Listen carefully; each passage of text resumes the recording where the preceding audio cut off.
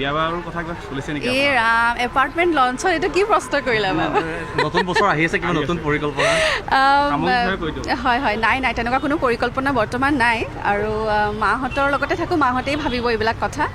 আৰু বাকী নতুন বছৰ পৰিকল্পনা বহুত আছে। এখন যিহেতু চিনেমা মোৰ ৰিলিজ হ'ল অভিমন্যু, সেইখনৰ যথেষ্ট ভাল সঁহাৰি পাইছোঁ। আৰু যিসকলে চাইছে, আমি 100% পজিটিভ ৰিভিউ পাইছোঁ অভিমন্যু চিনেমাখনত, আৰু সেই ক্ষেত্ৰত আমি খুবেই বেছি সুখী।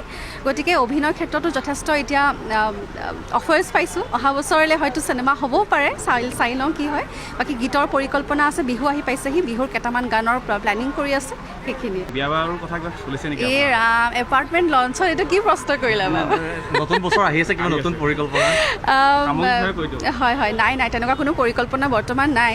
আৰু মাহঁতৰ লগতে থাকোঁ, মাহঁতেই ভাবিব এইবিলাক কথা।